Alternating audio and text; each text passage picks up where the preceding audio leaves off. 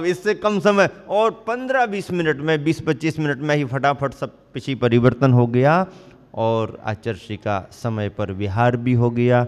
अब देखिए, कार्यक्रम भी करना है और आगे का लक्ष्य बना करके भी चलना है तो औपचारिकताओं को गौण करना पड़ता है। गृहस्थों का तो आगे पीछे हो सकता है, पर संयमी जनों का आगे पीछे हो जाए तो बहुत बड़ा फर्क हो जाता है।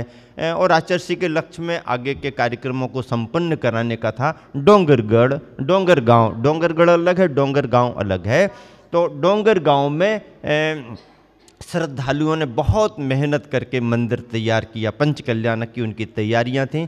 पवन प्रेमी करके एक नाम मुझे याद है, क्योंकि मैं जिस समय आचार्य के साथ डोंगरगांव गया था तो उस समय डोंगरगांव की समाज परिचित हुई थी। और उस समय एक बहुत बड़ा वाकया ऐसा घटित हुआ था जो आज भी याद आता है। दुर्ग से राजनांदगांव से विहार करके हम लोग जा रहे थे। वहाँ से दो रास्ते जाते, एक डोंगरगढ़ जाता था, एक डोंगरगांव जाता था। और लोगों ने काफ़ी तैयारियां डोंगरगढ़ की कर रखी थी और वो बार बार नारे लगा रहे, टप्पा से नया संदेश लाएंगे, गुरुवार डोंगरगढ़ आएंगे, टप्पा से नया संदेश लाएंगे, गुरुवार डोंगरगढ़ आएंगे। लेकिन डोंगरगढ़ की तरफ आचार्य जी का जाना नहीं हुआ। जो चंद्रगिरी डोंगरगढ़ है उस तरफ जाना उस समय नहीं हुआ। डोंगरगांव की समाज आग्रह करके विशेष रूप से ले गई, वहाँ गए। अच्छा कार्यक्रम हुआ, आचार्य के प्रवचन वगैरह भी हुए थे, तब से परिचित थी। और उन्होंने कार्यक्रम आयोजित किया था, वहाँ आचार्य को समय देना था। तो इस तरह से आचार्य ने विहार किया। उम्मीद से परे काम हो गया, पर विल पावर, कॉन्फिडेंस आचार्य का बहुत काम करता है। तो लोगों ने सोचा बिहार होगा तो 2-3 किलोमीटर 4 किलोमीटर पर ही रोकेंगे, लेकिन पहले दिन आचार्य ने 9 किलोमीटर विहार किया। और 9 विहार कर लिया तो आचार्य ने समझ लिया कि 9 का अंक प्राप्त कर लिया है, तो अब हमारा बिहार बराबर शाश्वत स्थायी अंक है। और इस तरह से जैसे ही समाचार फैला विहार का तो समाज को खुशियाँ होती हैं, कार्यकर्ताओं को भी उम्मीद बढ़ जाती है। आचार्य ने जाकर के वहाँ पर पंच कल्याणक बहुत अच्छे से संपन्न कराया। और उस प्रवास में विहार करते हुए छत्तीसगढ़ में फिर आचार्य ने आगे बढ़ कर के भिलाई का भी पंच कल्याणक संपन्न कराया। भिलाई की समाज ने भी बहुत प्रभावना के साथ पंच कल्याण संपन्न किया। भिलाई का पंच कल्याण संपन्न करा के रायपुर के पास में भी एक पंच कल्याणक था, उसे भी संपन्न कराया। और उसे संपन्न करा के बिलासपुर के लिए आगे बढ़े। और बिलासपुर में 3 दिन रह कर के सन्मति विहार मंदिर में वेदी प्रतिष्ठा का कार्य संपन्न करा के और आचार्य श्री कुछ समय सर्वोदय क्षेत्र अमरकंटक में निरीक्षण परीक्षण करते हुए, देखते हुए और आगे बढ़े। तो आगे बढ़ते बढ़ते बढ़ते बढ़ते फिर पुनः मंडला जबलपुर होकर के दमोह के किनारे किनारे से निकल करके, जबलपुर में अंदर नहीं गए, थोड़ा ही थोड़ा बाहर बाहर, और दमोह के किनारे किनारे से निकल करके और कहाँ जाएंगे चर्चा का विषय अंदाज लगा रहे। लेकिन आचार्य विहार करते करते एक ऐसे क्षेत्र की ओर बढ़ रहे थे जहाँ पर 1986 के बाद से जाना नहीं हुआ। 1986 में आचार्य श्री का जब चतुर्मास हुआ था, ग्रीष्मकाल चतुर्मास, तब हम उसमें सम्मिलित थे ग्रीष्मकाल चतुर्मास में। फिर उसके बाद आचार्य का जाना नहीं हुआ। वह अतिशय क्षेत्र पपौरा जी टीकमगढ़ का स्थान था। पपौरा जी की ओर लक्ष्य बना करके आचार्य चले, ग्राम नगरों को लाभ देते हुए। और गर्मी का मौसम गर्म हो कि उसके पहले महावीर जयंती के आसपास आचार्य का पपौरा जी पहुंचना हुआ। आगे चल करके कैसा क्या होता है आपको आगे सुनने को मिलेगा। समय आपका बराबर अभी नहीं हुआ है तो पूरा करे देते हैं, क्योंकि आचार्य श्री विहार करते हैं तो सर्दियों का अनुभव अलग रहता है। गर्मियों का अनुभव अलग रहता है। और इस ग्रीष्म काल के विहार में लंबा विहार हो गया। रामटेक से विहार करते करते, कार्यक्रमों को संपन्न कराते, विहार करते करते करते करते और बहुत लंबा समय हो गया था। रायपुर के मंच पर जब आचार्य श्री की दिव्य देशना चल रही थी तो आचार्य श्री का आशीर्वाद पाने के लिए सागर से ही, सागर का ही एक मुस्लिम समुदाय में जन्म लेने वाला युवा जो खांदू कॉलोनी में आया था, हाँ, मोहम्मद शफीक खान, नाम याद आ गया, मोहम्मद शफीक खान। वह मध्य प्रदेश में जब भी रहा बहुत निकटता से आचार्य श्री का आशीर्वाद लेता रहा, अहिंसा के लिए बहुत समर्पित रहा है।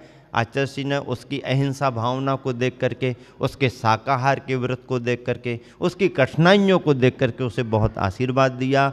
और आचार्य श्री जब छत्तीसगढ़ में पहुँचे तो आशीर्वाद पाने के भाव से वह खोजते खोजते खोजते खोजते छत्तीसगढ़ में पहुँचा। उसे मालूम नहीं था कि आचार्य श्री कहाँ हैं।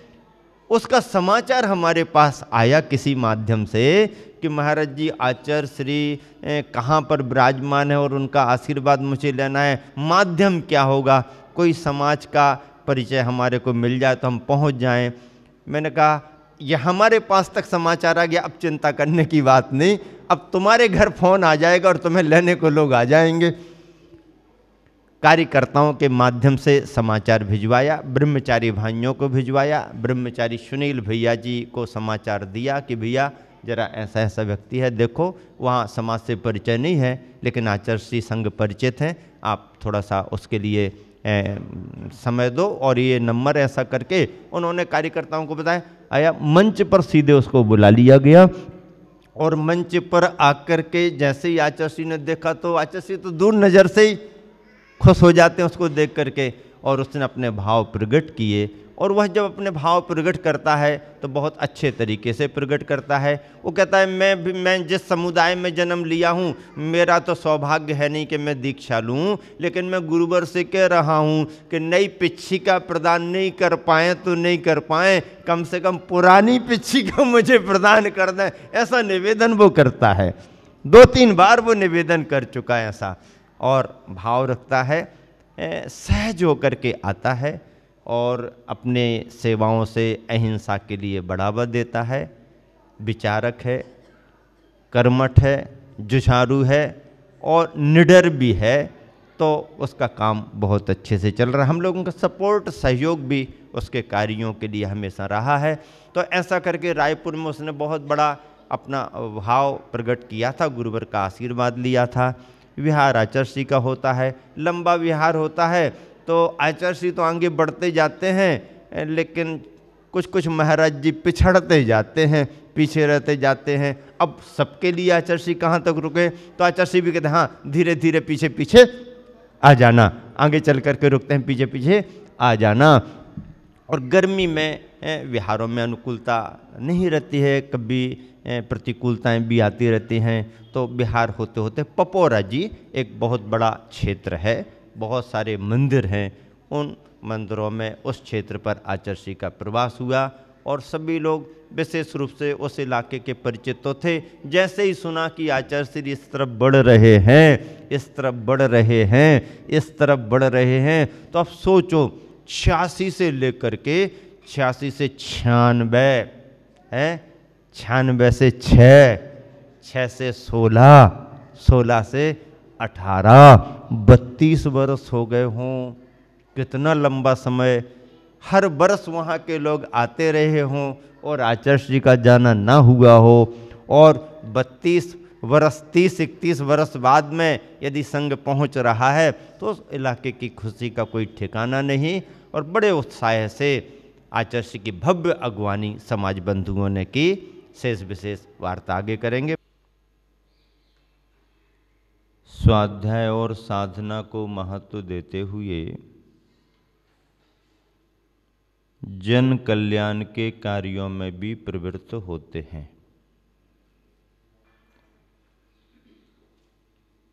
विगत संदर्भों में ये बात स्पष्ट हुई है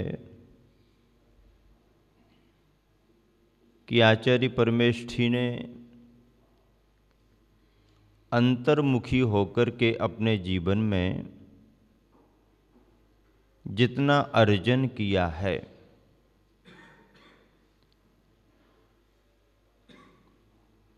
अपने व्यापक उद्देश्यों की पूर्ति के लिए उन्होंने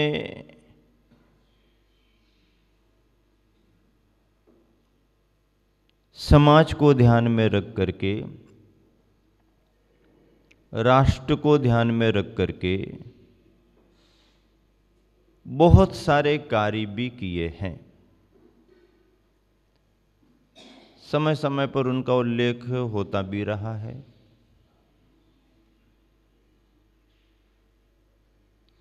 ग्रीष्म योग, शीत योग, वर्षा योग, ये मुनि जीवन की अनिवार्यताएं हैं।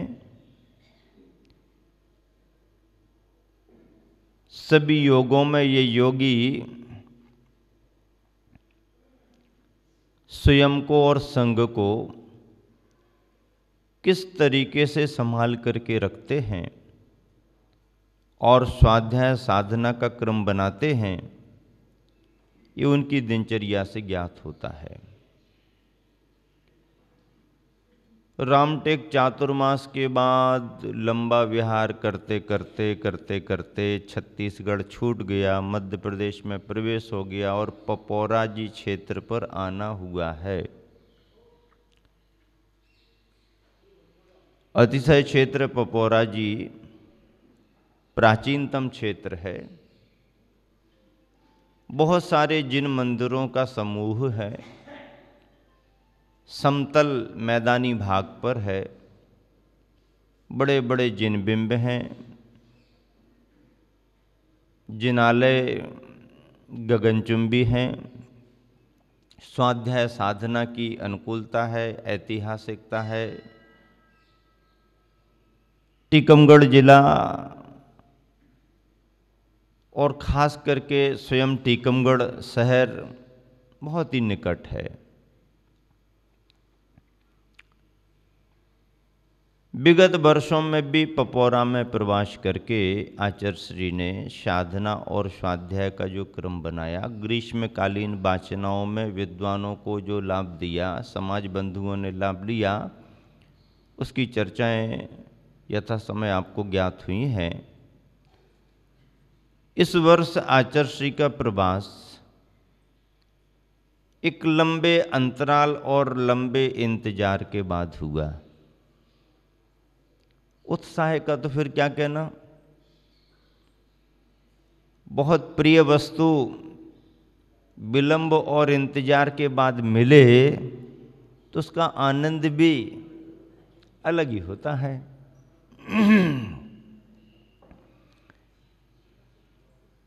कमेटी समर्पित रही।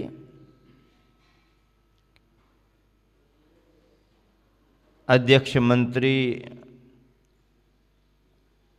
और संपूर्ण कमेटी के साथ में श्रद्धालु कार्यकर्ताओं ने जो गुरुवर को निवेदन किया, तो गुरुवर का ग्रीष्मकालीन प्रवास करने का मन बन गया।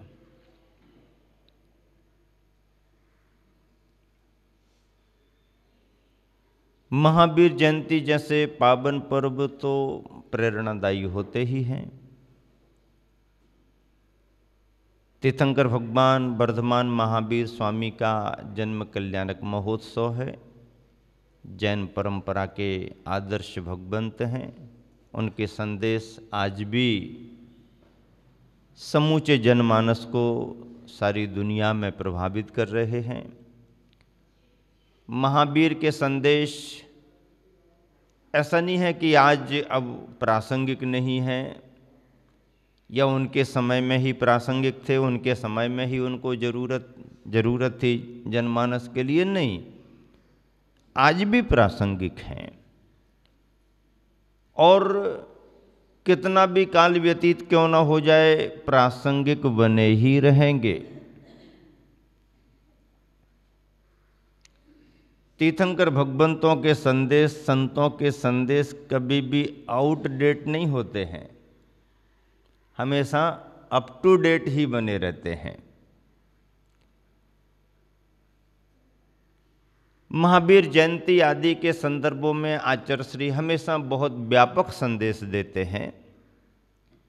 तीर्थंकर भगवंतों की दार्शनिक विचारधारा को आगे बढ़ाते हैं और महावीर के विचार, तीर्थंकरों के विचार, जन कल्याणकारी विचार सारी दुनिया के लिए, संपूर्ण देशों के लिए, आज भी विश्व शांति के लिए बहुत आवश्यक हैं और उसकी अनिवार्यता को सारी दुनिया ने महसूस भी किया है।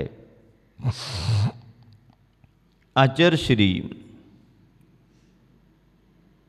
ऐसे पर्व त्योहारों पर, ऐसे अवसरों पर सार्वजनिक संदेश देते हैं, प्रभावकारी संदेश देते हैं। उत्साह से कल्याणक महोत्सव मनाए जाते हैं। ग्रीष्म काल के समय में विशिष्ट संदर्भों की चर्चा जब भी आती है तो या तो वाचना संघ की हो जाती है, जो स्वयं संघ के लिए आवश्यक होती है स्वाध्याय के रूप में, और यदि समाज बंधुओं को ध्यान में रखें तो कोई सरल विषय ऐसा रख लिया जाता है जिससे यात्रीगण, आने जाने वाले श्रावक समुदाय जो भी उपस्थित रहते हैं उनको भी लाभ मिले। अथवा रविवारी प्रवचन, तो आचार्य श्री का साप्ताहिक प्रवचन अपने आप में एक ऐसा प्रवचन होता है कि सभी लोगों को उसमें लाभ मिल जाता है। अक्षय तृतीया जैसे पावन पर्व चैत्र माह के व्यतीत होने पर बैसाख के महीने में आते हैं और ग्रीष्म काल के समय बैसाख का महीना जब भी आता है और बैसाख शुक्ला की तिथि तृतीया की तिथि आती है तो अक्षय तृतीया सभी को याद आती है। और अक्षय तृतीया युगादि पुरुष तीर्थंकर आदिनाथ भगवान के मुनिराज अवस्था के आहारों में से पहली पारणा का संदर्भ जुड़ता है। पहला आहार मुनिराज आदिनाथ भगवान का हस्तिनापुर नगरी में राजा श्रेयांश सोमप्रभ के महल में हुआ था। अक्षय तृतीया को याद कर लिया जाता है और प्रासंगिक प्रवचन भी आचार्य श्री के हो जाया करते हैं। आदिनाथ याद आए, अक्षय तृतीया याद आए और गन्ना याद ना आए, ऐसा तो होता नहीं है। उस समय इक्षु रस एक सहज प्राप्त उपादेय था